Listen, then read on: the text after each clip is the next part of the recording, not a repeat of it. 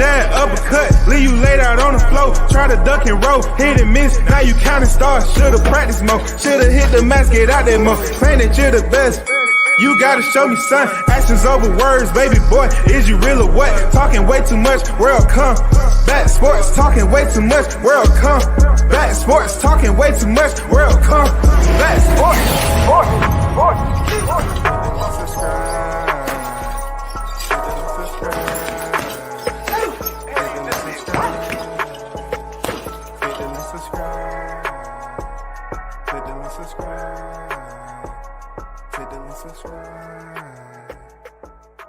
Bomb Squad!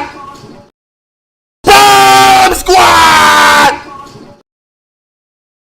Bomb Squad! Bomb Squad! Should never get old, goddammit. Shout out to the hottest chat in the MFing game. A-side official. No negotiation needed. Period. You already know. The first in the building. The GOAT Big Blunts and Boxing on deck. What it do? What's good? Shout out to NYT on deck. I see you in the building. Carlos is on deck in the building. What's good? Salute.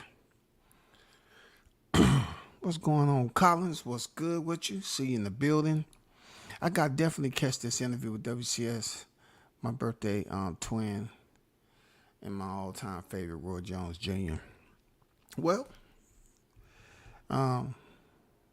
we was chopping it up on the phone.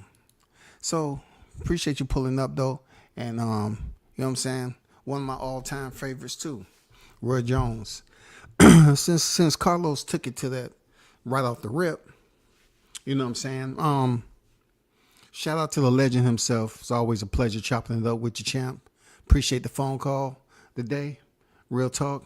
What me and Roy was talking about on the phone today, we had a conversation about the Terrence Crawford and Chris Eubanks fight. That's just one of the topics. And I just wanted to ask his opinion on that. And he made a good point, man. You know what I'm saying? And shout out to Angel Santana, man. You know what I'm saying? I'm glad you was down there, man. You know, he used to be one of the trainers for Roy Jones, and that's one of the only guys I know that has Roy Jones' freaking style down to a T.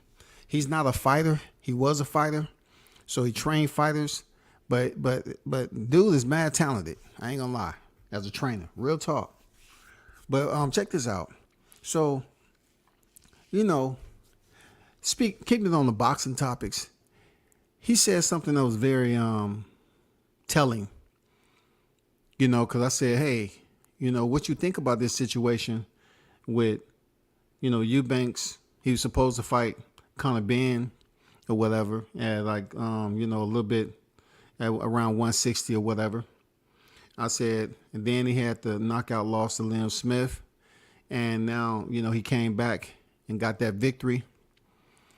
But Roy was paying attention. He said, well, I can tell you this right here.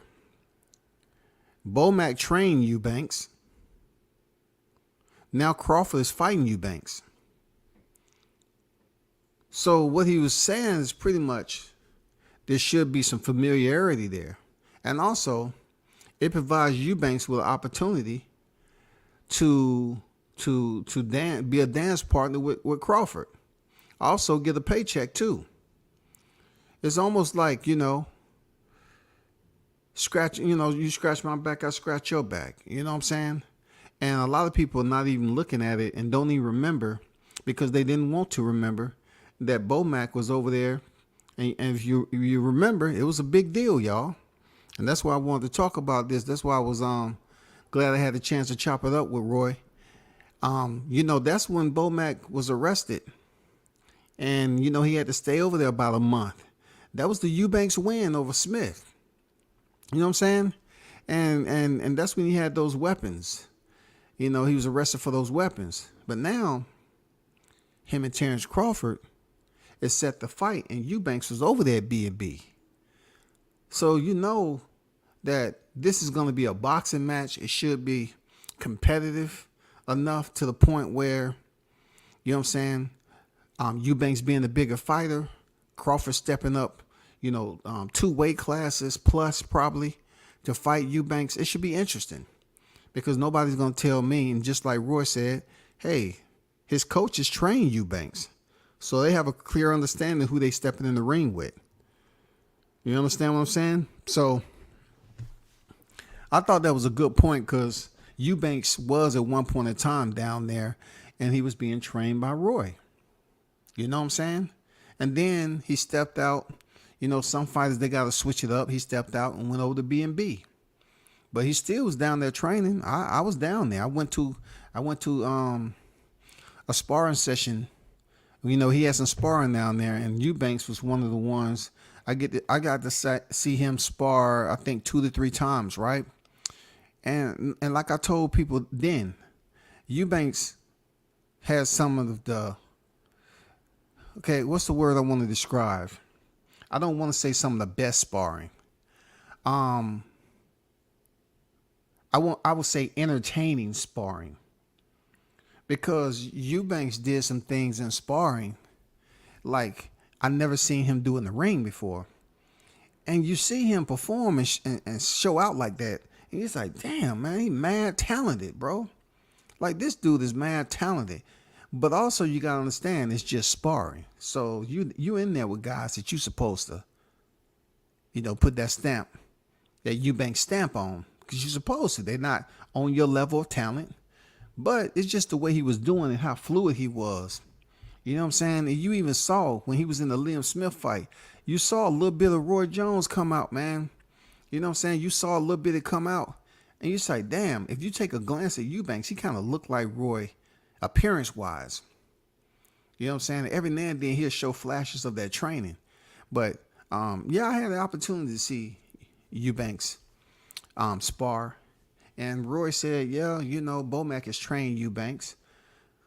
So you know how that is. You know how that's going to go. It's going to be, talent for talent. But who has, the intel already. And, that's what it's going to be.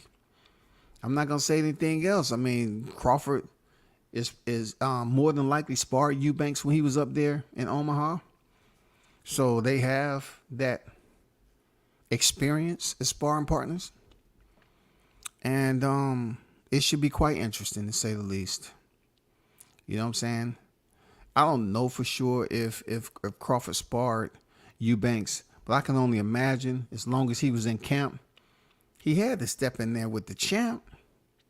You know what I'm saying? As long as he was in camp preparing for Liam Smith, you know what I'm saying? He had to go there and get that work at one point in time. So keep your eyes out for that. And also, of course, we was just chopping it up about some of his fighters. You know what I'm saying? Shout out to Mendeep. And, White Lightning, Andrew Murphy. Shout out to Fernando Bunch down there. And, he got some other guys that's down there training too. But shout out to Eric Moon, man, if you're still down there. Eric Moon was down there training down at Bodyhead Island too. Shout out to SM Bullet, man, a longtime friend of Roy that got some hits out there, man. He's a hip hop artist, a rapper, so to speak. And shout out to him, good people. But pretty much we was just, kind of chopping it up on some things, like wasn't no big topics, but we was just chopping it up about stuff he got going on, shit like that, boxing stuff. But, my main thing was, him kind of breaking it down about Eubanks. And, we did talk about Charlo. I asked him, has he talked to Jermall Charlo, what's going on with it? Because it seemed like Charlo was in a good headspace when they pulled up to freaking Vegas that day. Shout out to the one and only Tough Glove Boxing on deck in the building. Hey, Fire Live, man, y'all definitely check the brother out. You know what I'm saying? Made some very, very good points about the Frank Martin situation and that fight. You know what I'm saying? Go check the brother out, man. You know what I'm saying? very good informative channel. You know what I'm saying? Y'all already know that. Tough Love Boxing in the building. But yeah, we was just chopping it up, and we was talking about Jermall Charlo. I said, hey, when I seen Jermall Charlo come up there, you know, with you, it seemed like he was clear-headed. His eyes wasn't glossy. Seemed like he was in a good headspace. He said, yeah, you know, he was. He was in a good headspace. But he also said, you know, they in and out. You know, he in and out. He dip in and out. You know, not dip in and out, so to speak, with any type of usage of anything. Just pretty much talking about personality, life. You know how people keep going in and out that door? You know, one minute it seems like they're getting together, and the other minute they don't. You know, it was good to see Charlo down there when I actually went down there to see him spar. And, you know, just see the bigger Charlo for the first time sparring. You know what I'm saying? Even though it wasn't no full contact, like they was pretty much working on the body. So it was from the neck to the waistline to the breadbasket. It wasn't too much to say that, you know, it was full blown where, you know, you saw headshots being taken now. That day they was just working on some sparring, body hardening and all that. And it was pretty good to see him in the ring, man. You know, get the size Charlo up. You know, see the man that everybody talk about. Just see, you know, one half of the Charlo brothers that be out here just sometimes acting a complete fool, man. I'm not real fond of them. But you know, when I did the interview and you know, I didn't bring up the fact that, you know, that girls was out there, you know, fighting in the parking lot and shit. But I kind of told him what I told him. You have to watch the interview. And he turned around and said, you probably one of those guys that, you know, was writing all that stuff. And I was like, you know, the brother don't even know me, first of all. He doesn't even know me. He really didn't want to, you know, dap me up or anything. You know, our skin color sometime, you might as well put STOP, you know. It seems like transparently or translucent, you know, we got this goddamn, this blue light, this light that we can look at other blacks and say, it says stop, don't go any further. No support. No. I mean, it's like, you know, I try to adapt. Like, I'm way old. I'm way older than you, homie. This dude act like I was trying to panhandle some money. I wanted to goddamn, you know, asking for $1.50 just so I can get a soda out of 7-Eleven. But it was good to get an interview out of him, man. You know, he wasn't an asshole totally that day. His wife had pulled up on my left side. And the funny thing about that, I'll tell you, is that I had another media guy to my right. I guess they had familiarity. I don't know. But he was Hispanic, I think. He was a cool dude. He wasn't an asshole. Because he said, hey, man, we can interview him at the same time.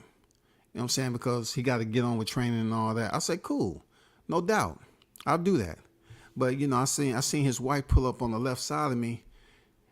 You know how people be, you know, they're not totally on your side, right beside you, but they're leaning and looking at you like, you know, you're a little kid that's in the cookie jar or something. Like, what are you doing? I guess she wanted to see if I was going to ask about Vegas or anything. You know what I'm saying? Because she didn't have no familiarity about me. But I was black. But I wasn't there to ask him about that shit. I would have liked to, but I did tell him. I said, I'm going to be honest with you. You know what I'm saying? I told him what I told him. And then he turned around and said, hey, you probably one of those guys that write all that stuff about me and all that. I said, I didn't write nothing. You know, I wasn't lying. I said, I ain't write nothing, but I have said something. You know, it's just the fact that you even identify me that. Anyway, I'm off that. I appreciate Roy for dropping in and have a conversation with the brother again. I look forward to returning down to Bodyhead Island to check out his fighters. This one thing about me.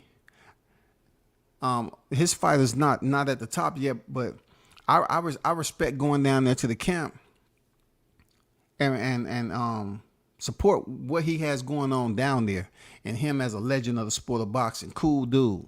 You know what I'm saying? Always. You know what I'm saying? He'll hit me up. You know, I hit him or text him. He'll hit me up. You know, and not every time he can come on the channel because he be everywhere. Roy be everywhere, bro. Genuine dude. Roy's a genuine good dude, bro. You know what I'm saying? Real talk. He's a genuine good dude. So shout out to the champ, man. Big Blunts and Boxing. Oh, you talking to somebody else?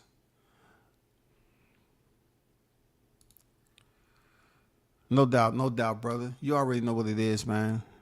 Fire Live today. You know what I'm saying? Very, very boxing educational. You know what I'm saying? Stickum Boys Fishing and Sports. What's good with it, brother? So we're going to get on some boxing topics after, you know, I'm speaking on this Jake Paul situation. So I've been checking around, right? Been in some Facebook chats and groups. So, you know, people are talking about the Tyson and Jake Paul situation as if they're believing in a world of fantasy, right? You know, pretty much intertwined with a meth addiction or just straight up crack cocaine, whatever their cocktail consists of. And they're saying that Jake Paul is going to knock out Mike Tyson. All right? So I'm not there to convince them of anything. I'm just trying to help them understand if it's an exhibition fight and him and Roy Jones fought, why would Jake Paul come in there and fight Mike Tyson with 18-ounce gloves on, with headgear, right? And he knocks Mike Tyson out. I mean, what is going on with this freaking, you know what I'm saying, bouncy ball type of freaking community that we got in the boxing chats. And they're sitting up here hyping up Jake Paul and saying he's about to go in there and knock out Iron Mike. Now, they have 18-ounce gloves on. 18-ounce gloves on now. They might as well goddamn blew up a hefty trash bag and put it on their hand with helium. 18-ounce gloves on and headgear. And they're saying Jake Paul is about to go in here and knock out Mike Tyson. Now, on the Mike Tyson side, they saying he's too old. He shouldn't even be approved. Well, guess what? He's not approved for anything if he's doing an exhibition bout. He's not going to go in there and get approved for jack. This is not going on his box rec. This is just for bragging rights for them to move around. Now check this out. If Jake Paul goes in there and drop Mike Tyson in an exhibition bout, one or two things are going to happen. Mike Tyson's going to stand back up, and he's going to carry on, and he's going to try to separate Jake Paul's freaking head from his shoulders. You know what I'm saying? On the other hand, number two, once Mike Tyson gets up, the referee is going to continue to hold him and call the goddamn Coast Guard to help him keep Mike Tyson from going up there taking Jake Paul's life. You know what I'm saying? It's one of the two. It's one of the two. Either the Coast Guard, you know what I'm saying? Or he's getting decapitated. Because we know Mike Tyson is cannibalistic. You know, him and Edgar Berlanga got the same genes in them. You know what I'm saying? They love biting into human beings when they're actively alive. You know what I'm saying? I mean, I put up here time again that photo that pretty much resonates to me. You know what photo I'm talking about, right? Where somebody was depicting what could possibly happen to Jake Paul. I believe it's true, yo. You know what I'm saying? If Jake Paul and whatever these fantasy freaking, I don't know what to call them, man. They're not even casual boxing fans. They think Jake Paul is going to have bragging rights to go over there and sneak one in on Mike Tyson. And you actually believe he's going to make it out the arena? Look, Mike Tyson is beloved by many, regardless of what he did. He is beloved by many. Jake Paul tried to go in there while Mike Tyson is doing what he do. and try to touch Mike Tyson with a hard shot, and Tyson drops. Hey, you better have some goddamn SEAL Team 6, 7, and 8 on deck. Y'all already know what I'm talking about. Mike Tyson has his moments in the ring now. You remember when the situation happened with Holyfield? Mike Tyson with a sprinkle of Zab Judah and a Costa Zeus stoppage. Shit, Zab Judah up there choking out Jay Nady, and Mike Tyson down there throwing hands like, hey, I'm fighting everybody. You know what I'm saying? This is a 15-9 round. Goddamn, I'm fighting more than one person in this bitch. Cartoon right here shows Mike Tyson sinking his canines into Jake Paul. See, I'm not taking this shit serious. That's why I'm making light of it. I don't believe in no way, shape, or form, right? As long as I've been the 3.5 weeks I've been covering boxing, right? I want to keep it honest with y'all. The 3.5 weeks I've been covering boxing, I want to let y'all know that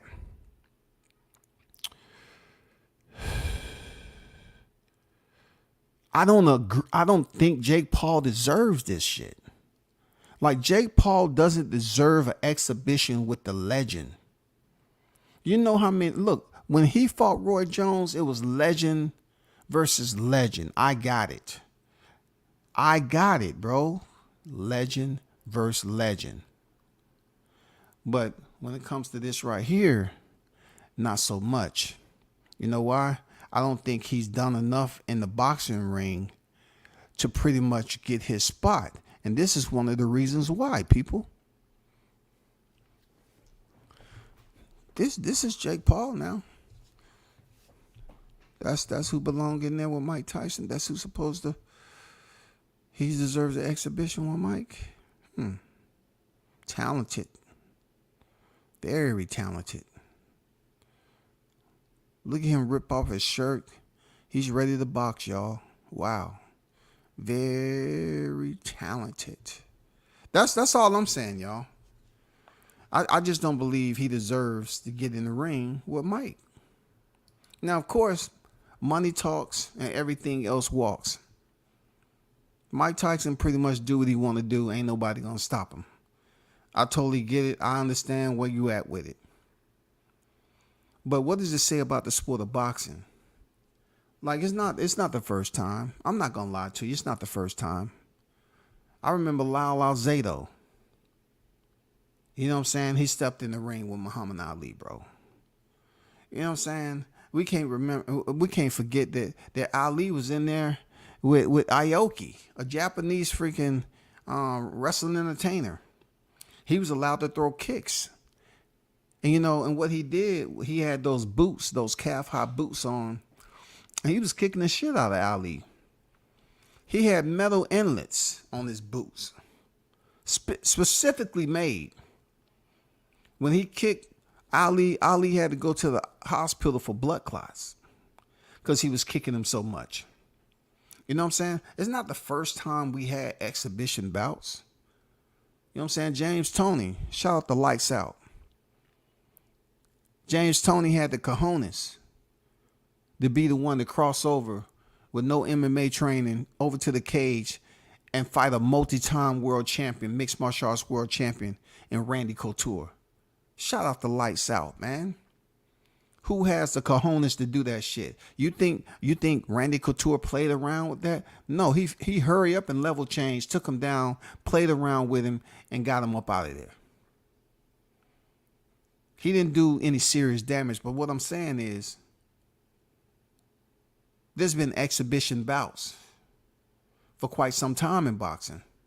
But it's who you stepping in the ring with. I don't think Jake Paul has done enough with all these fake-ass fights and finishes that we seeing for him. And then I know people get up here and say I'm hating on Jake Paul because he's contributing to boxing now. He has MVP promotion. But nobody's going to convince me his second to last opponent didn't throw the fight. He didn't throw no punches. And then time Jake Paul hit him, he stretched out and did all that donkey kick type shit. And then Tyron Woodley went the distance with him in the first fight. Easy. And then let's look at Tyron's twitching the left hand, bam, knockout blow. The same way his friend Ben Askren knocked out. I'm just saying. That's the way it is, bro. You know what I'm saying? This dude, obviously, and look, I'll say Anderson Silva too. Anderson Silva's doing, he could run circles around Jake Paul. He go out there and take a knee in the 8th round. I had so much respect for Anderson, but he comes over here to boxing. This is a guy who had boxed before, y'all. This is one of the most elite strikers in mixed martial arts. He goes over there and take a knee against Jake Paul in the last round, y'all, to make sure that seals the deal with the judges. So what Jake Paul is going to have on his resume is a bunch of legends that was over the hill that he has wins on. Ben Askren, Tyron Woodley, Anderson Silva. You know what I'm saying? He's gathering up all these names because he has the money and the support for those guys to step through the ropes with him. People don't care no more about boxing. They're willing to see anything and everything right now. You know what I mean? That's where I'm at with it. So enough of that, though. Enough of that. Let me get off that.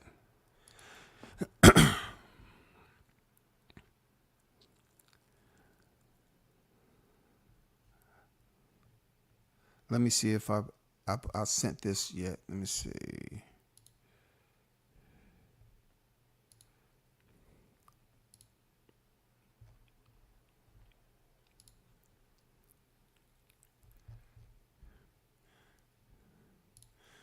Okay, so if you haven't already, been paying attention,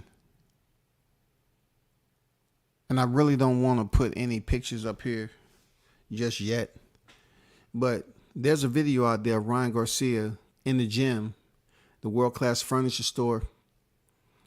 He's supposed to be shadow boxing.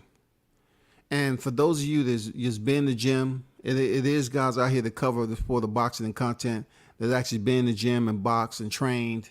And, they take that knowledge that they use for actually participating and training the sport into the media realm here on YTC, right? So maybe they can agree with me on this.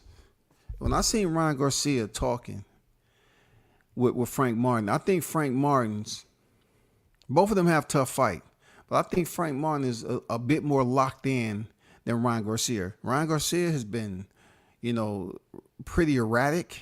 He's been all over the place. You really can't, get him to just lock in. He said he was going to speak nothing about just strictly boxing from here on out. And he hasn't been doing that. He recently preferred the Devil and Dream Haney as the devil. Now, what you personally feel about another man, I don't care. But it's just the fact that you said you was going to keep it on boxing. But you said you wake up and your team is late. But you're stepping in there with Devin Haney. Then you're outside making a video and saying you left your mouthpiece. I have this question for you. Who is filming you, bro? Is it your brother? Because he need to slap the shit out of you, bro. See, that's where you haven't got to wake up. See, young bro haven't stood up to you yet and told you, hey, man, what the fuck is wrong with you, man? I understand you got them giving me money and, I'm part of the family and everything. I got a lifeline. But, dude, people be coming to me asking me questions too, right there, Ryan? And I don't have the answers to all those freaking questions. So I'm telling you right now, nigga, stop going around here acting like a nutball. Stop going over here acting like you don't have no motherfucking sanity. 25 years old, 100 million. I had it so bad. No, your younger brother need to slap the shit out of you, bro. When you sleep and when you're awake.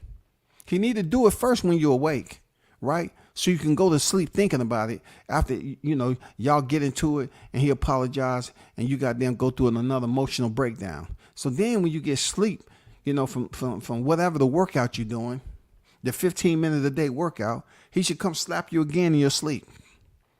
Then you'll think it wasn't real. It's a dream. Now you be all fucked up. That's who haven't been really stepping up to you. You don't have nobody in your inner circle to say, man, you say you was all about religion.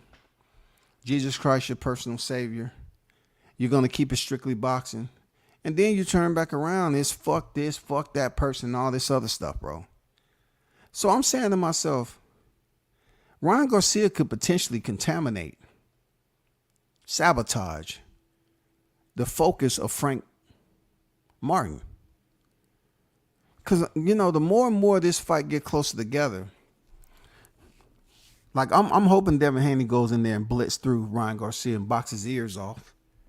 Have him looking like a walrus up there. You know what I'm saying? But I'm really hoping Frank Martin show up, because I know El Chin Checker himself, Gervonta Tank Davis, is definitely locked in. But the only reason I'm saying for Frank Martin is because I really want to see a competitive fight, man. Like, we're starving right now in 2024 for consistency. We're starving, y'all. Like, we have a whole entire promotion, TGB, who's attached to PBC. They haven't presented any schedule. You know what I'm saying? And when you have that piece of the puzzle missing, I'm still cool with the fighters that's coming, you know, the fights that's coming out from, you know, shout out to Top Rank, you know what I'm saying, the flagship of promotions, you know, shout out to the Zone. But I want to see some of those fighters that's over there, because they say we're supposed to be sick. We're quiet as a church mouse. I want to see that, because I heard so many channels on here, black content creators speaking so highly, but yet and still I haven't understood why they haven't been able to give us the information ahead of time. Like, why haven't you been able to give us this ahead of time before a Mike Carpenter, Keith Eidick, Dan Raphael? Why haven't you been able to drop this knowledge on us? That's all I'm saying. You all were so quick to talk about comparison to Top Rank and PBC. But PBC, we're in the month of March. And we're waiting on Keith Thurman and Tim Tszyu. But also, we've been patiently waiting on a fight schedule to see if they're able to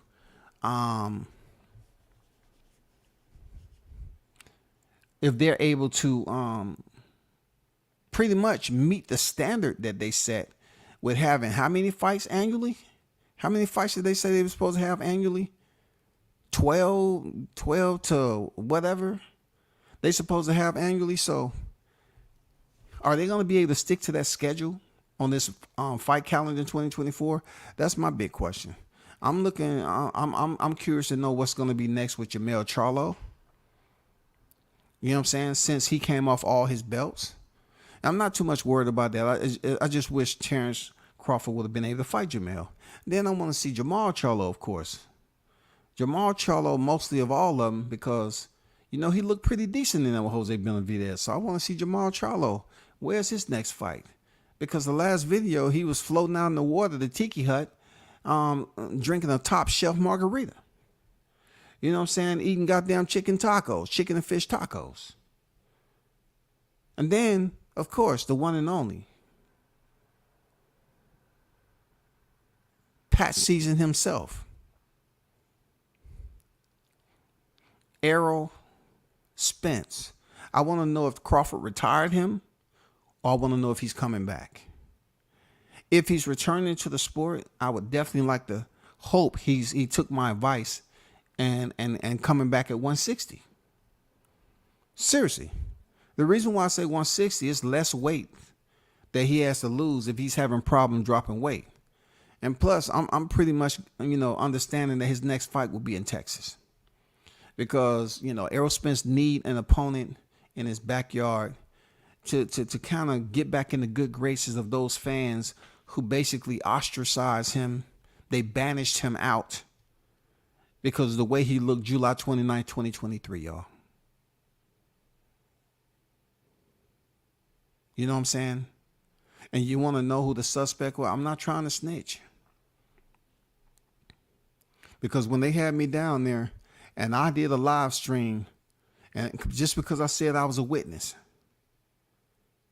they had me down there for hours upon hours, yo. They said, you gonna talk or what? I said, okay. Listen. I'm hungry as hell, thirsty. If you can get me something to eat. If you can just get me something to eat. They said, what you want to eat? I said, give me a Subway sandwich. A grill, chicken, sub, foot long. And on honey wheat, I want all the fixed lettuce, tomatoes, pickles, banana peppers, and a little oil and vinegar. And, put a little provolone on there. Heat it up, please. And I'll take just some smoked barbecue chips, please. And look, we're going to get you something to eat. So you're going to do something for us too? I said, yeah. So they brought me that hot sandwich in there. You know what I'm saying? A little drink to go with it and chips. And I was hungry, man. Because I'm not a snitch, man. This took a lot out of me, bro. Because you got to watch what you say on the goddamn social media.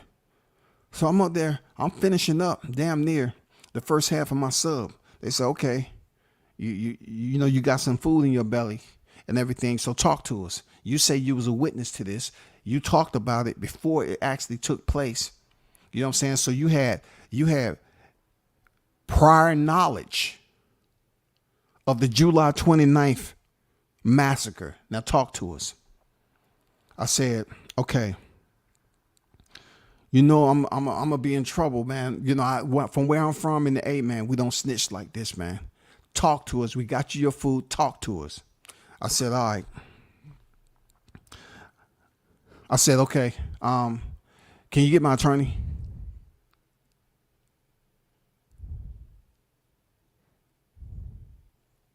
That's pretty much how it sounded. It got quiet in there. Some furniture was flying and shit like that. All I asked was for my attorney. That's all. I said, can I get my attorney, please? They had to let me go. All I was a witness to the massacre.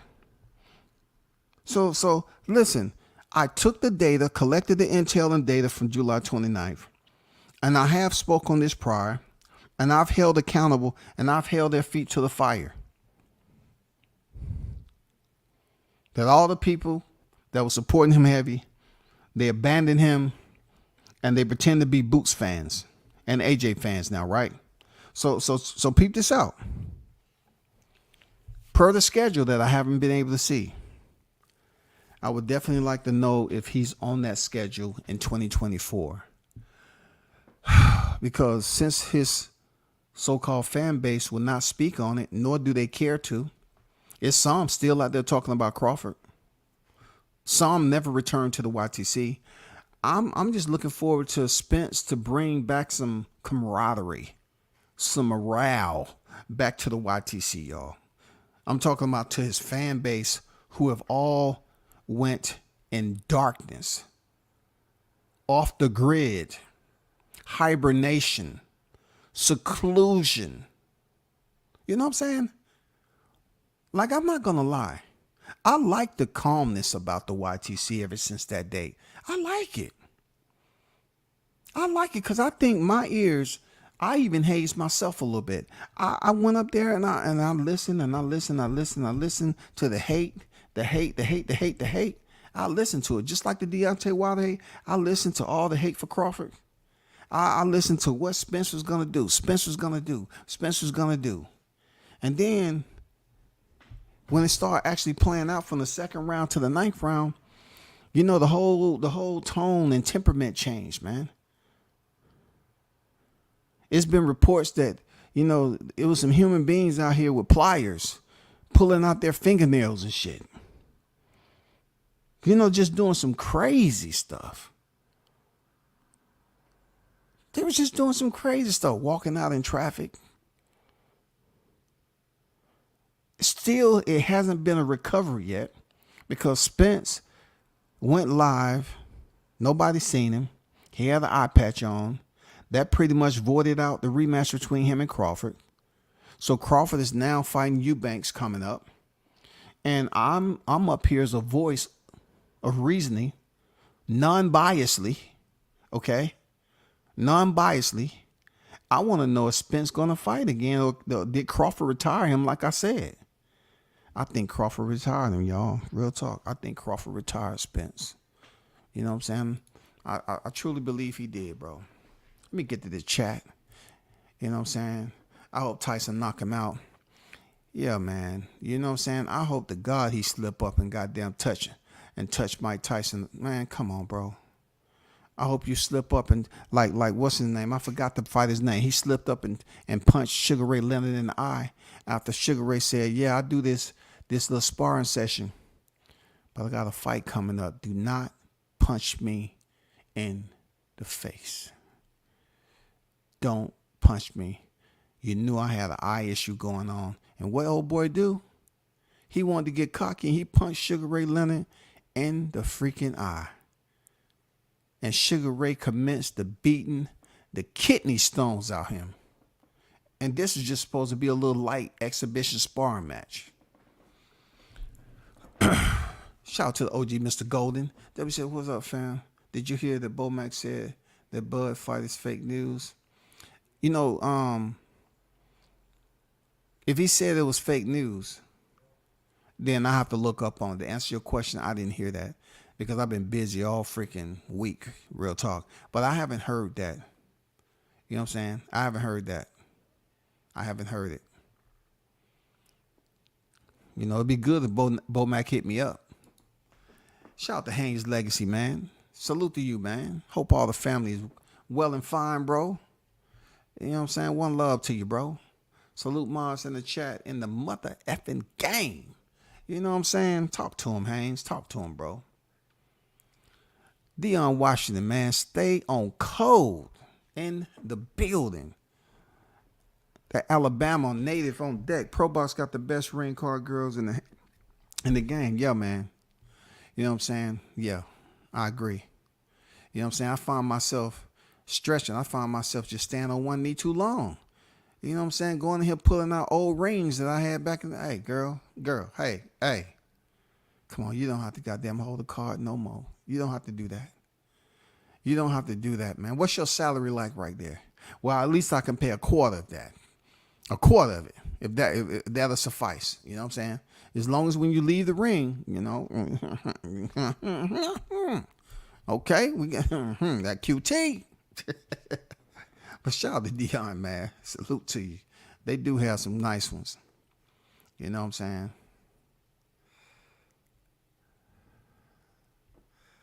Bud retired Spence. All I'm trying to find out is to see if it's possibly true with PBC putting out a fight schedule. That's what, you know, my concern is. But, you know, it's just, well, what happened to Spence? And then to, you know, his trainer, Diddy James, not getting enough criticism, in my opinion, because I know he's feeling some type of way about not getting that Anthony Joshua Riyadh money. Hey, he knew the fight was coming up, but he didn't want Diddy James going over there. You know, if you know, Diddy James would have been able to get some of that freaking Joshua money over there for knocking out Ngannou, he would have been nice. But he's probably feeling some type of way. But sticking back to the topic, just like I said, Bomac couldn't be outcoached by Diddy James. I'm just curious if Diddy James can get Ryan Garcia and Frank Martin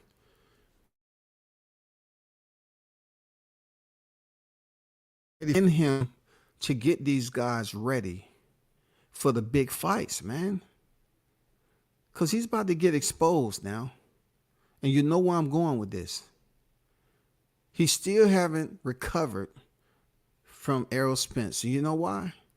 People up here trying to give him a freaking out just because he got on a plane in the UK and didn't give a damn about EJ. You know what I'm saying? You know, EJ over there doing what he's doing after the fight, and Diddy James on his way to the airport to get on that motherfucker to go over there and jump up and down and cheer for Joshua. You know what I'm saying? I told people, I say Errol would be a fool to stay around with Diddy James. But then I guess word got back to him because they act like they still together. But who has seen them together. I don't think Diddy James can properly prepare two fighters in his stable for big fights. We're talking about El Chin Checker, Gervonta Davis, and Devin the Dream Haney. How can Diddy James, who don't watch film, how can he prepare Ryan Garcia? How can he prepare him for Devin Haney, bro? Come on, man. How can he do that shit?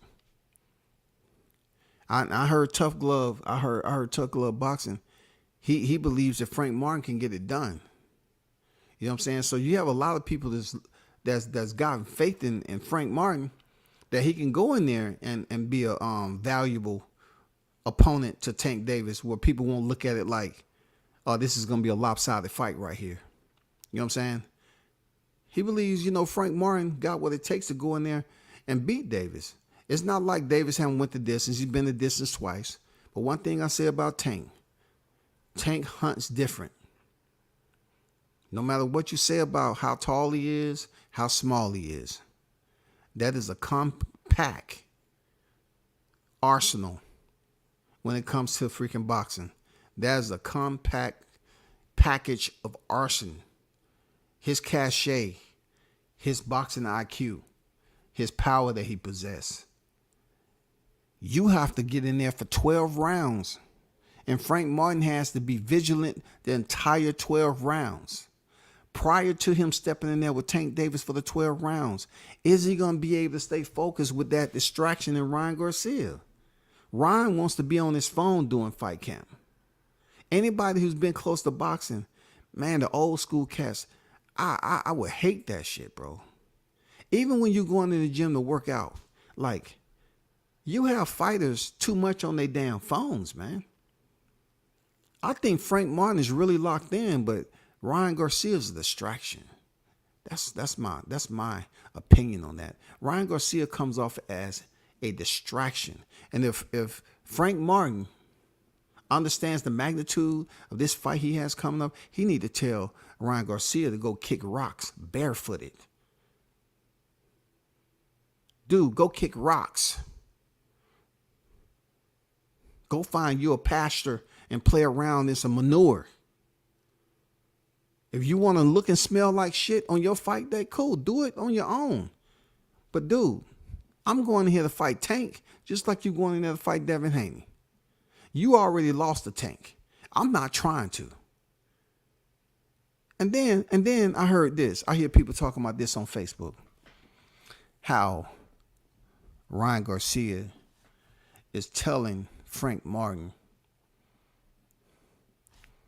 little telltale secrets about how to go in there and beat Gervonta Davis.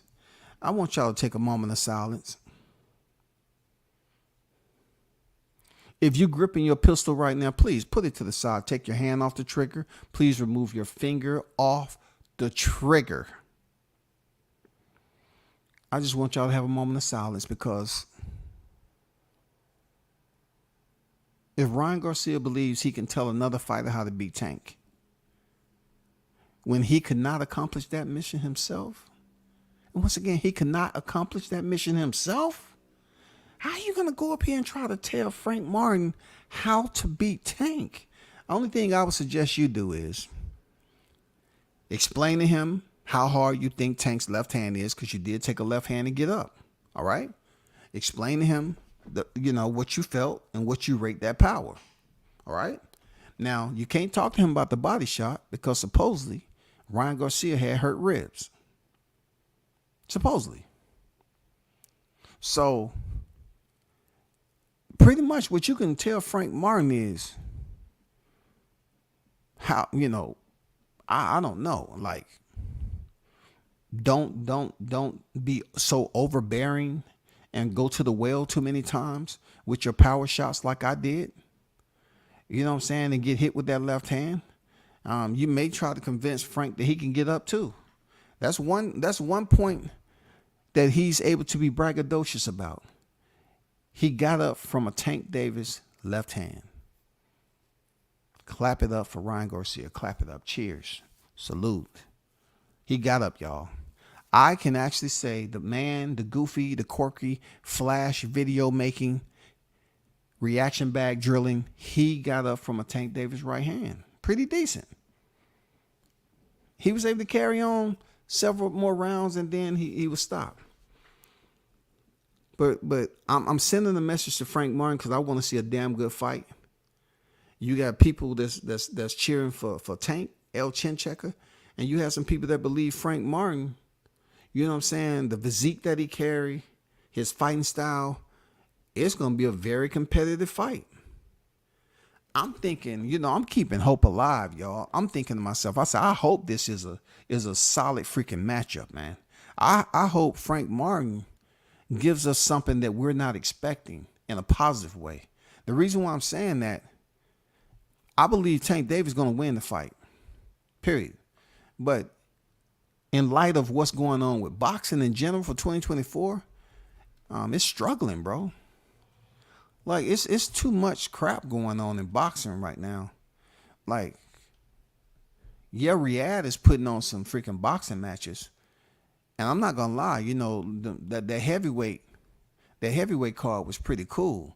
Like, I'm still hyped up off Daniel Dubois Rocky moment that he had with Jarrell Miller. And I know Jarrell was out of the ring for a little bit of time. I got it. But you know, they was calling freaking Daniel Dubois another typical, you know, fighter who don't have any heart. And he went in there and bullied the bully. And stopped him at the end. I love that fight. I love that fight. I ain't gonna lie. I love that fight right there. That shit was on point. You know what I'm saying? That was hyped up. That was the way it's supposed to be. I like that. That was one of them rocky moments, man. Now he's about to step in there. I don't know if you heard or not, but Daniel Dubois is about to step in there with Joshua's coming opponent, Jermaine Franklin. That's supposedly the rumor mill. That he's supposed to step in there with Jermaine Franklin. The fighter who went 12 rounds with Anthony Joshua. And Jermaine Franklin can box now. But that's who he's supposed to step in there with. Let me see. Bud retired. Spence gave them cataracts. Yeah, he gave him cataracts for real. WCS, can you do a show on Terry Norris one day? He was one of the best fighters back in the day. Terry Norris wasn't no joke, man. I'm just surprised. Like, yeah, I'll have to, you know, I'm not going to dishonor him like that. Even though he had a real bad on the back end. Jesus, man, boxing is a crazy game. Everybody's anatomy is different, bro. Boxing affects people differently. You know what I'm saying? It do, man. Shout out to Terry Norris, man. Real talk. He was a hitter. I ain't gonna lie. Tank gonna hit Frank so hard that Frank gonna turn into an extrovert. Hey, man. Hey, Carlos. All they gotta do is make Tank official and may bring that extra dog out and put a Band-Aid on his cheek and tell somebody to play. Oh, they need a little bit of hey, he might goddamn turn up in that bitch, man. Put a Band-Aid on his goddamn cheekbone, and Frank Martin might change the game. For real. I'm hoping that both of these brothers have a damn good fight, and we can talk about this shit, yo. You know what I'm saying? That we can talk about this shit. Real talk. You know, we just had that fight that everybody was talking about. We just had that motherfucker, dog. That shit was on point. Y'all know the one I was saying that was fight of the year? For those of you that was watching, man, put it in the chat. What fight am I talking about? What fight am I talking about? Saying that was fight of the year. What fight is that? Was it Bam Bam Rodriguez and Sonny Edwards? Because that was a hell of a fight. That was a hell of a fight. What was the recent fight I said that was fight of the year for sure? What fight was that?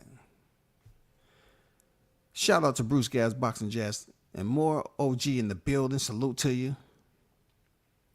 Yeah, man. You know, Dubois and Franklin, man. Franklin is a solid dude, but he gives me the Derek Chisora vibes a bit there, Tough Glove. He kind of gives me the Derek Chisora, like, and nobody in their right mind, like, they ain't gonna fuck with him. You know what I'm saying? But he's starting to give me the Derek Chisora vibes. He's starting to give me the Jerry Forrest vibes. He's starting to give me the Carlos Takam vibes. Like, they're good, they're solid. But when they step in there with a big name, are we expecting them to win? Like, are we expecting him to win? We know he's a solid dude. We know he gave Dillian White the business and didn't get credit for it. You know what I'm saying? But then, instead of Joshua picking Dillian White, who he already knocked out early in his career, he picks Jermaine Franklin. And goes 12 rounds and nobody talks about that fight. So, like I said, he's good enough to go the distance.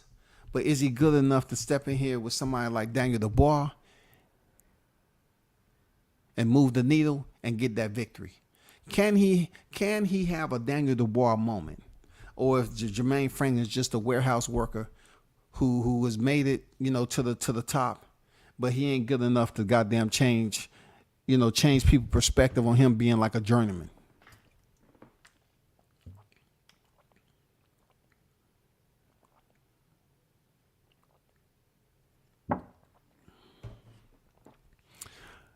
Christopher White, what's good? Appreciate that, man. There it is. Raymond Ford, man, come on, bro. That right there, I think that made up for a lot of, hope and dreams that we had for 2024 boxing schedule.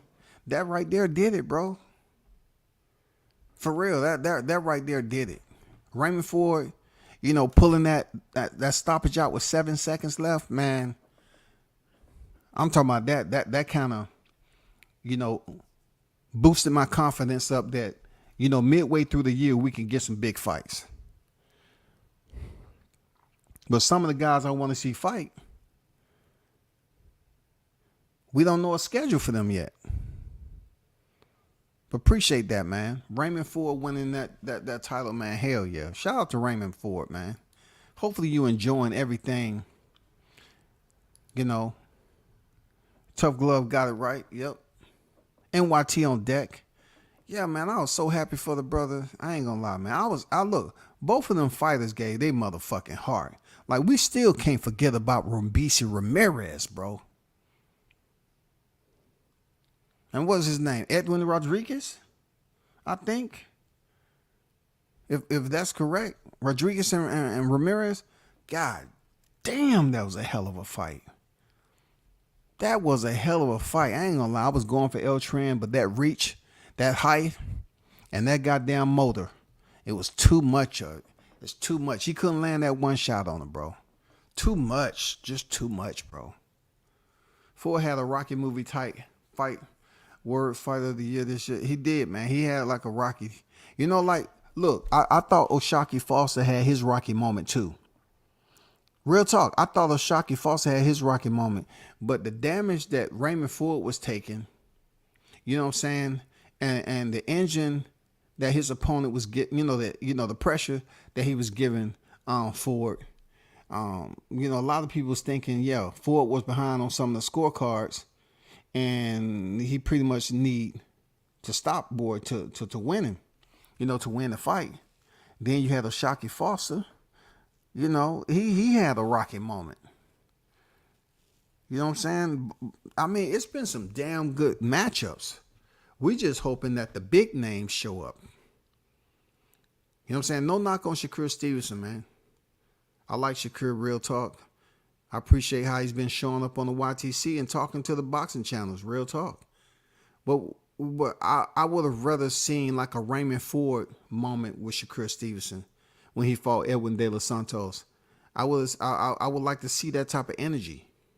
But that's what people are afraid of, that we're going to get a Shakur versus Santos freaking moment. You know what I'm saying? Even though he was technically proficient and he did what he's supposed to do to get the win, he did land some accurate, precise jabs.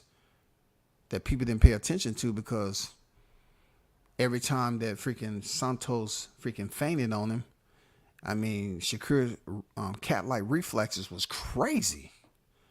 You know, he was back and forth, back and forth. That shit ain't easy to do, bro. I mean, I agree. Like, look, I've been a very high critic, their tough glove, of Daniel Dubois. I'm not gonna lie to you, bro.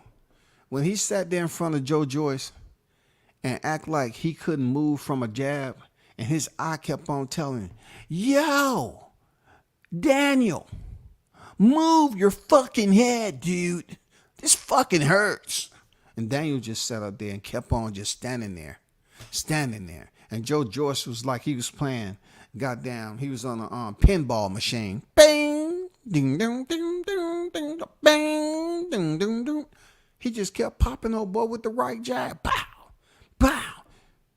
He wouldn't goddamn get up. And then he had the moment in his mind that he hit Usyk with a nice shot to the basket, right? Which I thought it was a solid shot, man. Usyk,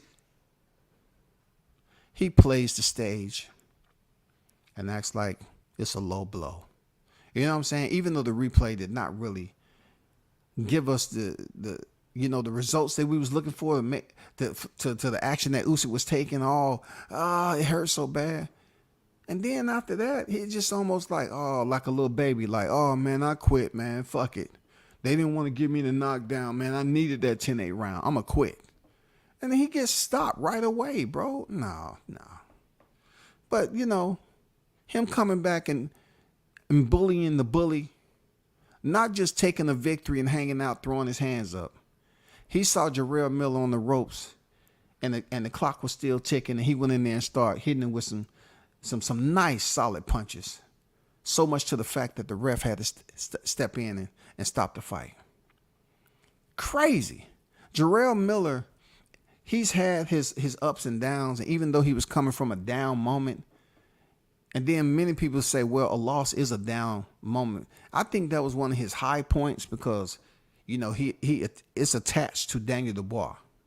You know what I'm saying? That moment is attached to the pressure that he put on Dubois, what he was trying to do in the ring. He was trying to break him down, tire him out, and it didn't work. The lighter Dubois, he made it happen. He got it done, man, and stopped him. Now, does that mean that he's not going to go back? Because they say once a quitter, always a quitter. Once he get in trouble again, is he going to quit? I don't know, bro. I'm not a Daniel Dubois fan like that, but I am trying to boost him up a little bit after giving Jermall Miller, who I like. I like Jermall Miller, man. And I always try to tell people, like, you get these individuals that get on here and talk mad greasy about a fighter. But when I meet a fighter in person, and like it must be maturity as an older cat, right? When I meet a fighter in person, and I see their character, like I seen Jarrell's character when he told me. He didn't know me from anybody. He told me straight up he fucked up. He didn't bullshit me. None. He said, I fucked up. I fucked up. I didn't drop the dime on a lot of other cats. I fucked up. And I just have to take my punishment. I fucked up. I said, okay, all right.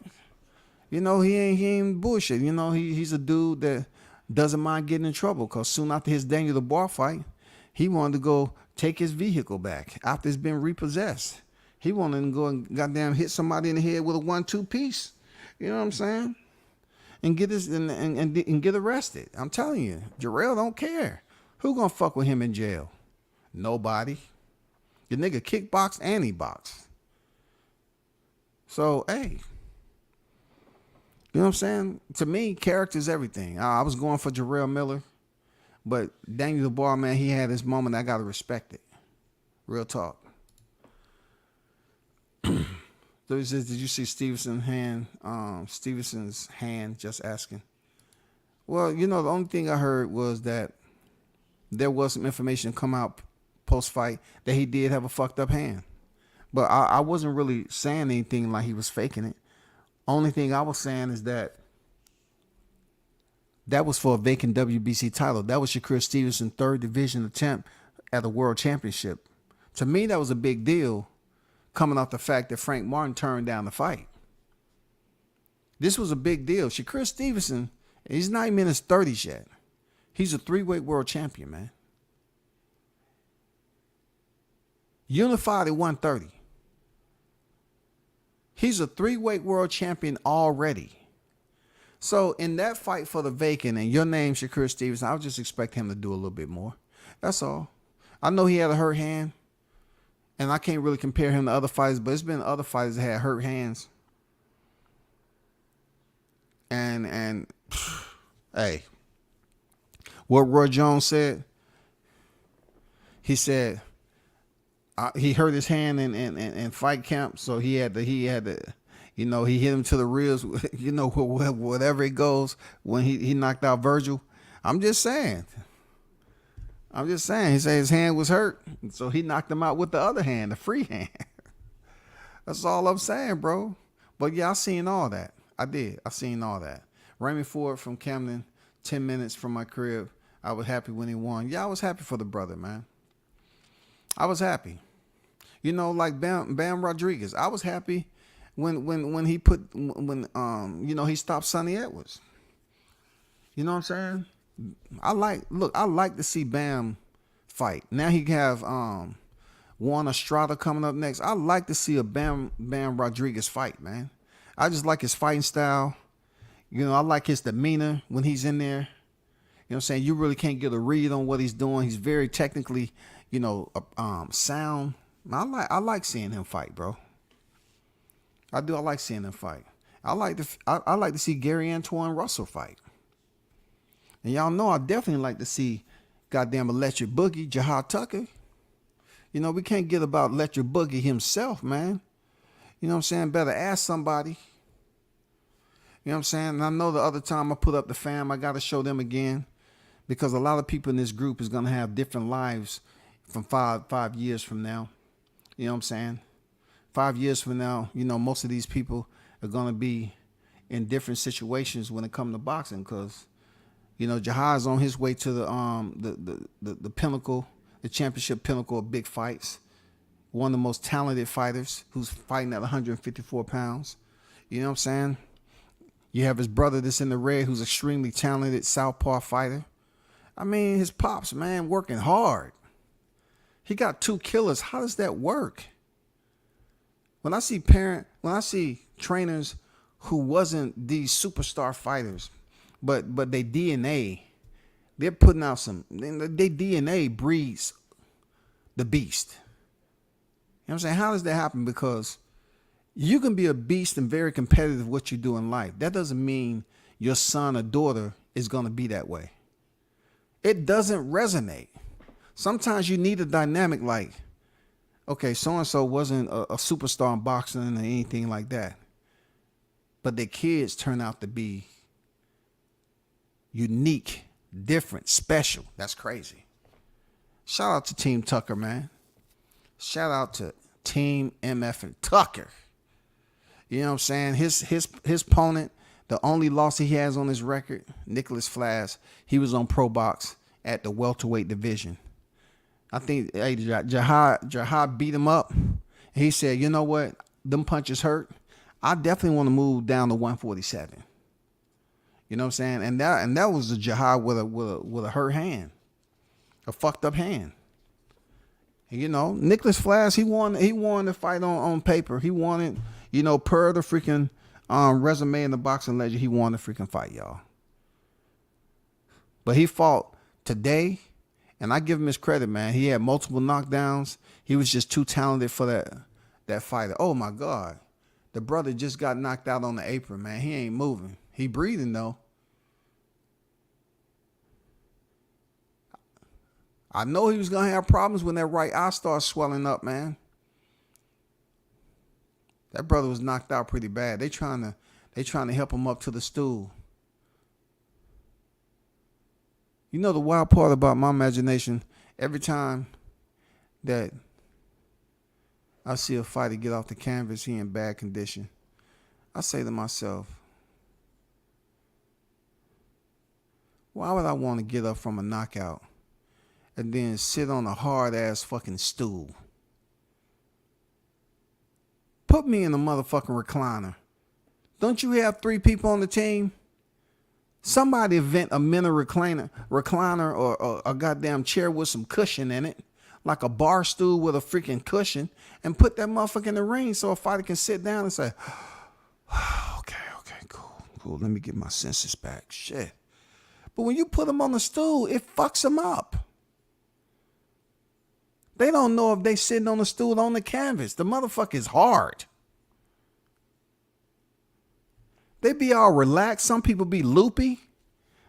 You heard it here first. I'm telling you. Goddamn, them boxing stools need to change because they the reason why fighters don't recover. Goddamn it.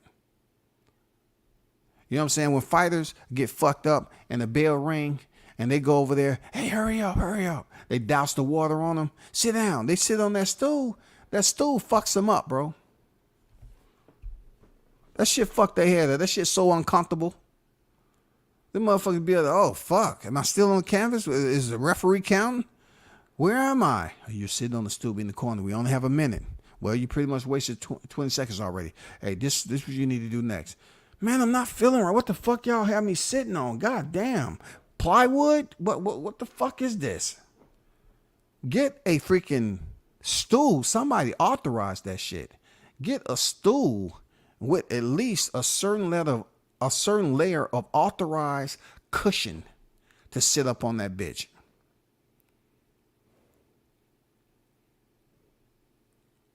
Fighters don't know what the fuck is going on. They get hurt and go over there and sit their ass on that hard ass stool.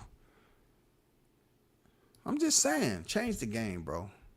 Bam will be on the pound for pound within a year. Let me ask you this, Tough Glove. Shouldn't he be on there already, though? Think about this, Tough Glove, right? Think about this. Shouldn't he be on there already? Just look at what he did now. Pound for pound list we talking about, right?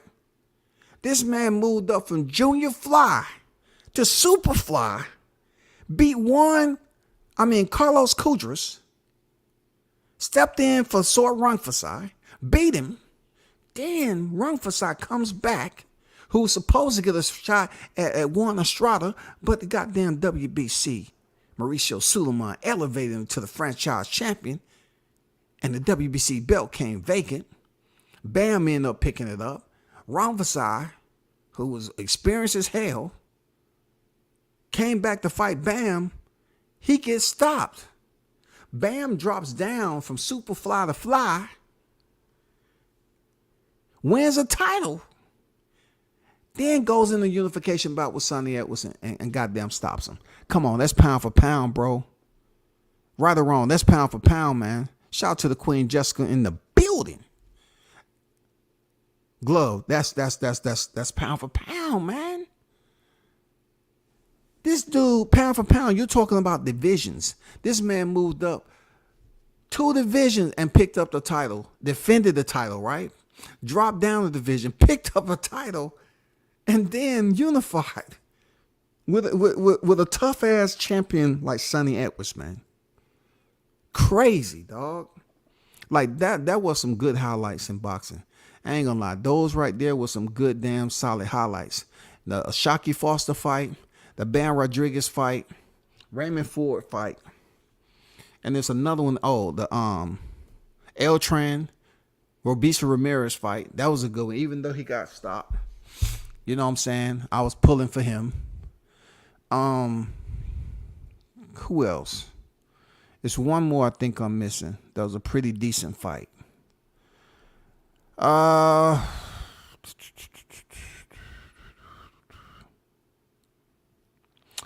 Jahad Tucker fight.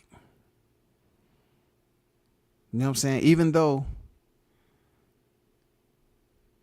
it wasn't this year, him fighting a top 5 ranked middleweight. That fight right there, if you want to slow some shit down and look at some beautiful goddamn craftsmanship, y'all got to look at the Francisco Varane fight against Jahad Tucker. top 5 ranked. You know, Jahad beating him at 154, dropped him in the rankings at 160. I'm talking about when I say beat him, y'all.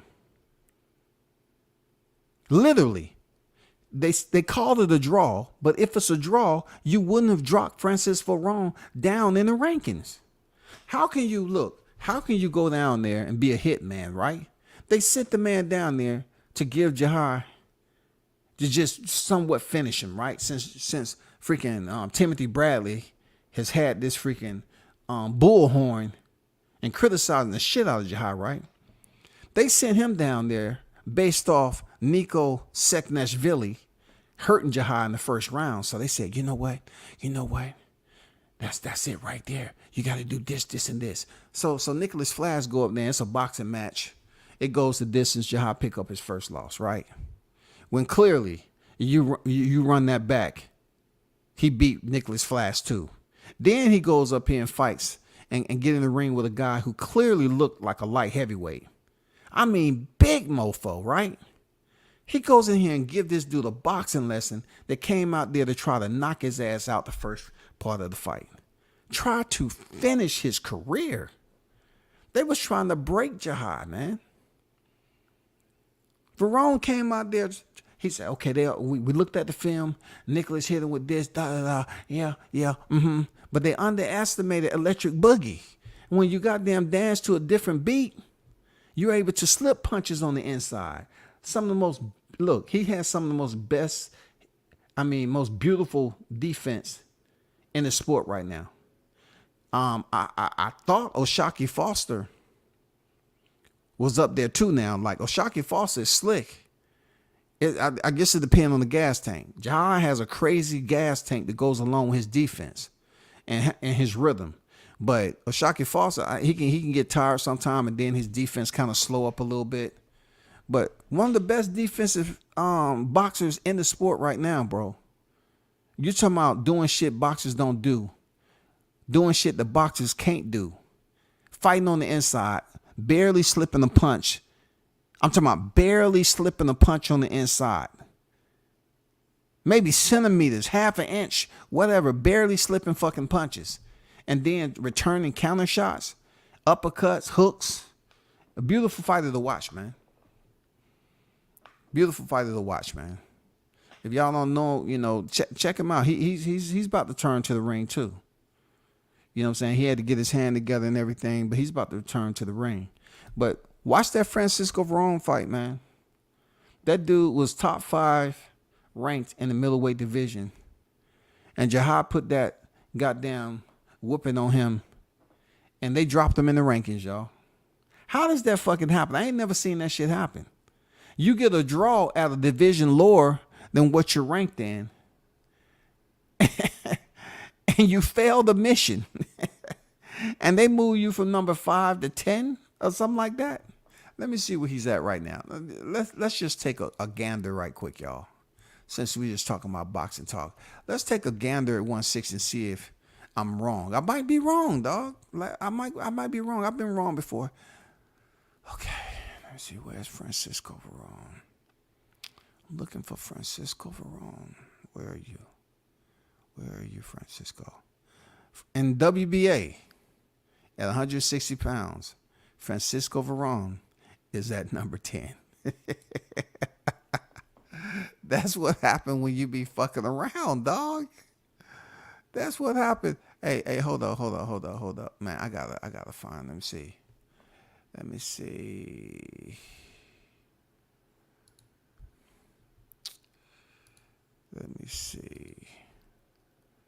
I wanted to.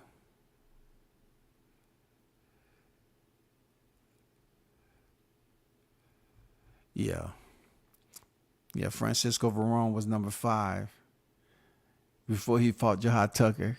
Jahad Tucker put those hands on him, and they moved that man down to number 10 because he did not complete the mission, y'all.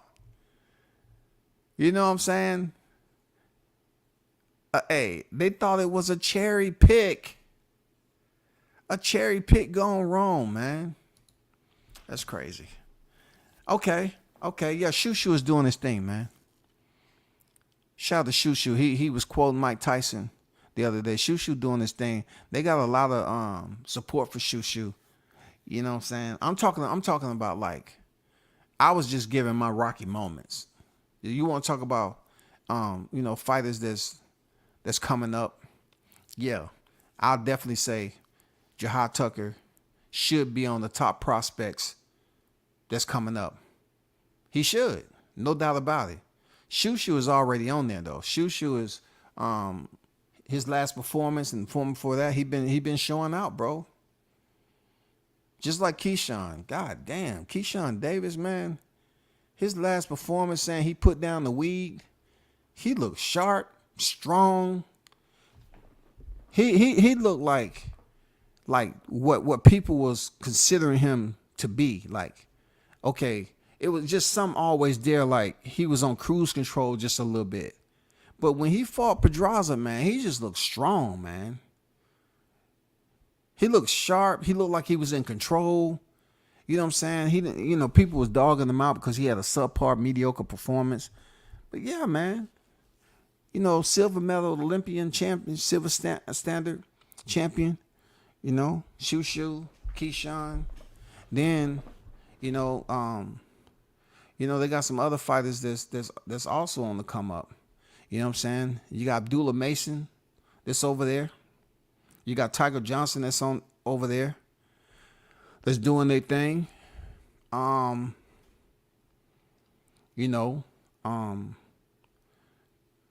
was the other fighter that's about to fight? I heard this fight is coming up. Damn. What's his name? Machera Rivera? Machera Rivera has a pretty good fight coming up. You know what I'm saying? One of Frank Martin's standout performances. But truth be told, Machera Rivera was pretty much like Frank Martin. He was coming up and people saying, hey man, he's gonna be an upcoming prospect. Yeah, Frank Martin did what he's supposed to do. Man, he outboxed him. You know what I'm saying? Beat him in freaking footwork, movement, and all that. He shut him down. Just like what's his name? Elvis Rodriguez. He was the one that was supposed to do big things until he ran into who was that beat him? Kenneth Sims, I think. I think that was who beat him. They did Ishon Tucker. Yeah, man. Kid Austin. Kid Austin's on the come up. You know what I'm saying? We just got to see him step in there with a name and have one of those Raymond Ford moments. You know what I'm saying? He got to have one of those Bruce Carringtons, Keyshawn Davis. I know they've been calling each other out. I don't know why they don't fight. You know what I'm saying? Obviously, Kid Austin wants to smoke. I just wish some of these brothers, I understand Keyshawn calling out T.O. But, I get it. But boxing is a business, and I don't think T.O. is going to give him a shot, man. I like the fact that Keyshawn called out T.O. I like that. Because he's up there running his fucking mouth about Crawford. And, Keyshawn say, I'm going to run interception on this. Fight me. I'll move up to 140 and fight you. I'm looking at that fight as being very competitive and entertaining and what the fight fans will gravitate to. Because now you got the incident that happened on stage with Keyshawn freaking checking T.O. for the comments that he made as if, Keyshawn was a fan running up to him for a picture. And then, we got the shit of them just, arguing back and forth with one another after T.O. won his fight. You know what I'm saying? He won his fight that people said he didn't or did or whatever. You know what I'm saying? It's always full of controversy, bro. You know what I'm saying? Jermaine Ortiz, he fought the way he fought. When you fighting a champion, you got to take the belt. I just thought he used a poor freaking strategy. Even though he didn't look too bad doing it, he looked better than Sandor Martin. He pretty much took Sandor Martin's freaking strategy and pretty much did the same exact thing, except he engaged just a little bit more than Martin. But He didn't get it done. And after that, Tio was crying and having that. And Jan tried to talk shit to his fans. And Keyshawn was right there ringside like, dude, I'm calling you out, man. But his call out didn't resonate. Why? Why isn't it just picking up steam? Why didn't the channels pick this shit up? You know, they pick it up when T.O.'s calling out Crawford and talking all that shit. But Keyshawn Davis call out T.O. from 135 to 140. They don't want to talk about it. And then look, the respect goes out the window when T.O. was calling out Crawford and said, "Hey, I'll fight you at a catch weight. I'll fight you at a catch weight." What?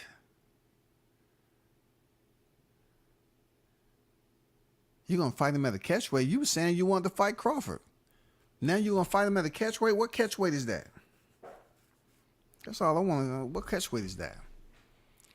Salute. We hit Kid Austin on tap this week. Any thoughts? I don't know what you mean by that.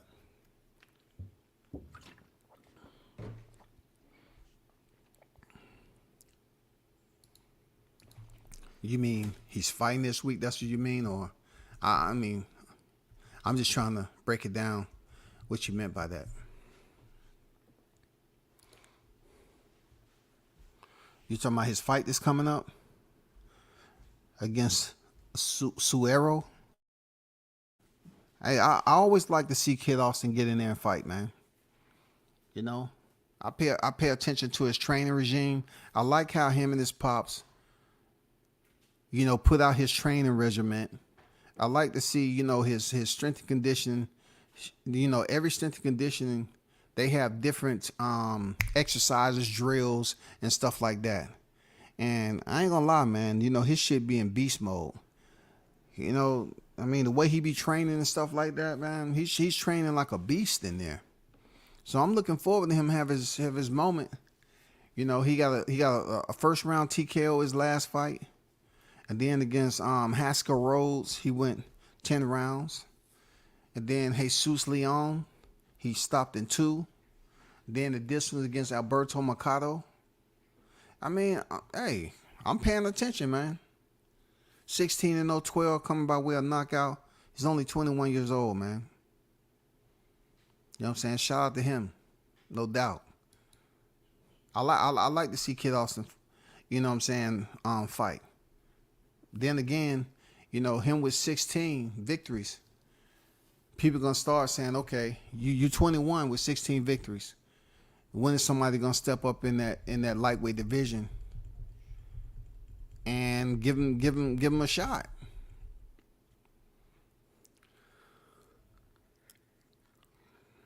That's what it was. That TGB. It was Rivera and Matias. Yeah. You know what I'm saying? I guess, you know, Machera Rivera want that fight with Matias. To be honest, I don't know what the fuck's Matias is going on. Like, I was giving this man mad credit, yo.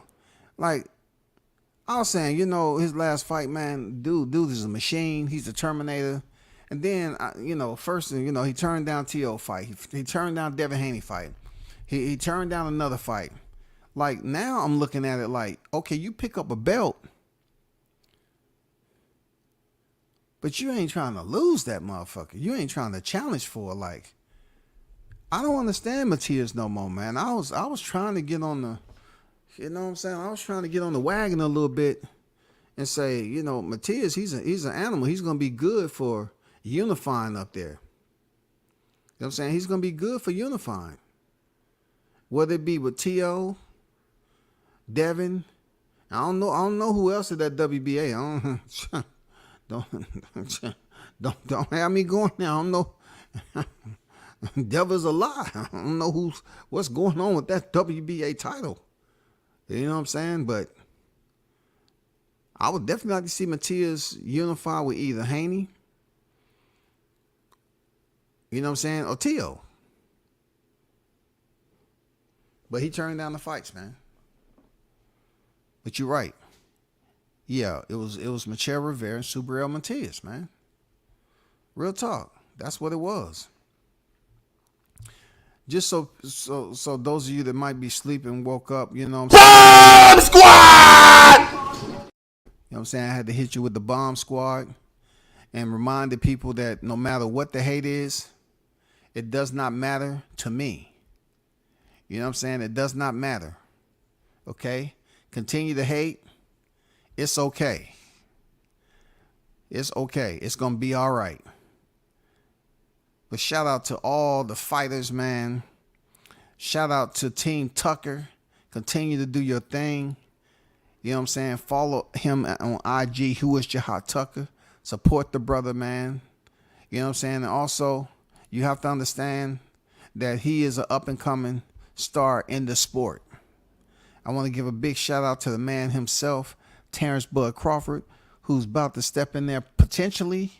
I know early in the fight, I mean, not early in the fight, early in the chat, someone had mentioned that Bomax said it wasn't true. But, you know, we hear the puppet, we see the puppetizing all the time.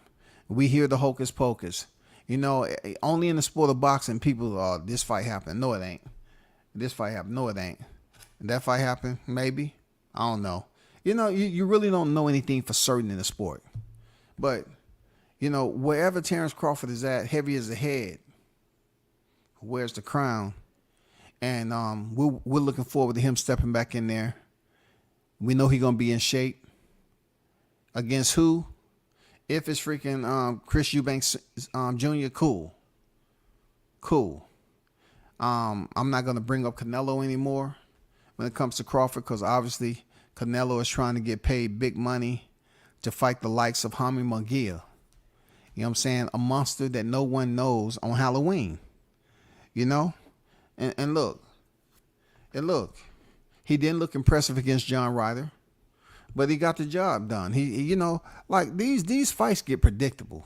See, Canelo fights John Ryder. He go the distance.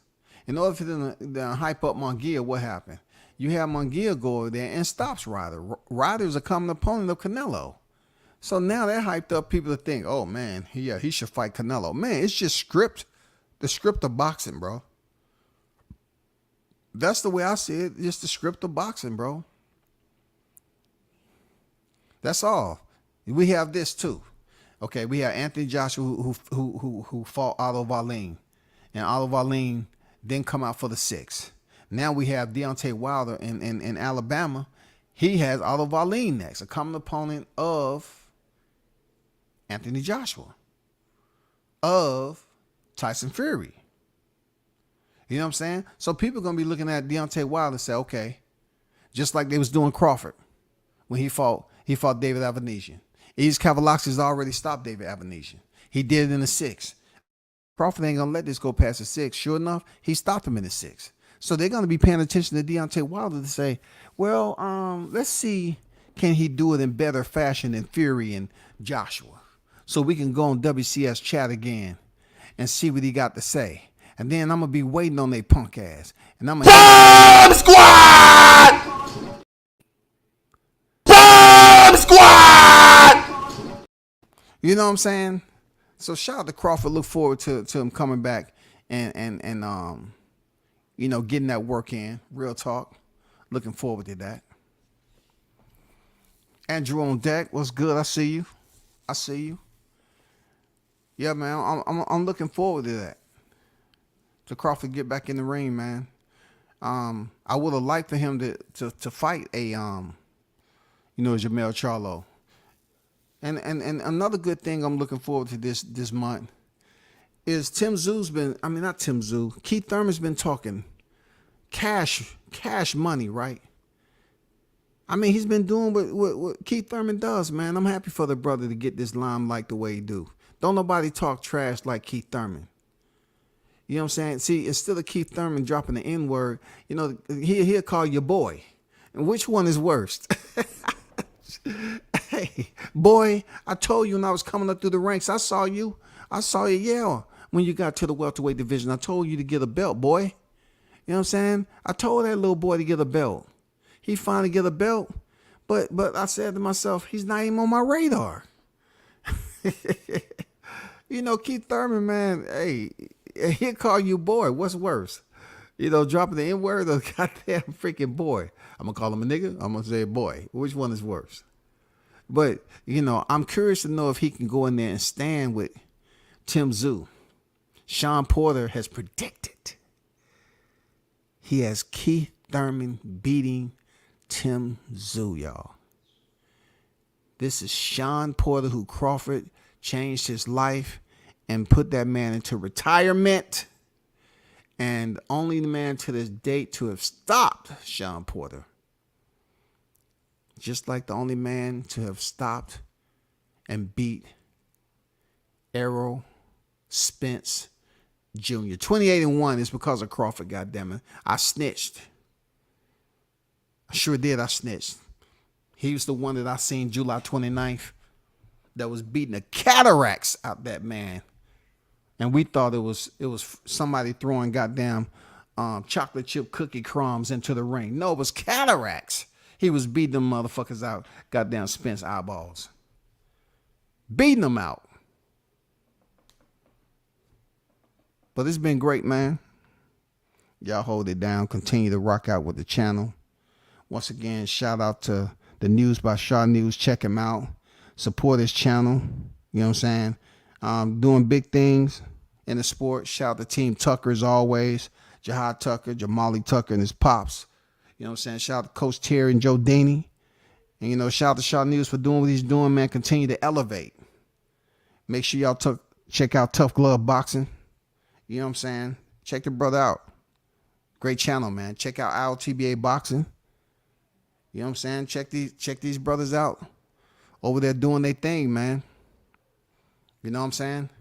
I know it's a lot of y'all that's in the chat that don't have freaking channels, but, you know, I appreciate y'all support as always. You know what I'm saying? Who else did I forget? Who else? I can tell you some channels who you know, who not to go, but that's not what I do. I'm not gonna do that. I don't care about that. Who else? It's one other channel. It's one other channel. Who was it? I'm getting old. The thoughts are processed. They don't jump over the synapses gap like they used to. I mean, they used to play around on that bitch with no running start. Now the motherfuckers get up to the synapses gap and start walking. You want me to jump over that motherfucker again? Man, goddamn, don't think so fast, man. Just let it be. Close down the live and come back another day, man. We tired. I be talking to myself, hey, I need for you to jump over that motherfucker and come back. I need that ping to be ASAP. Come on, man. Help me out with this thought. We can't do it. Our knees are bad. We can't do it. You just got to think about this shit after you do the live. You got to take more time. You know what I'm saying? We can't do it. But y'all hold it down, man. Real talk. Y'all hold it down, bro. Until next time, man, remember, you know what it is. Bomb Squad!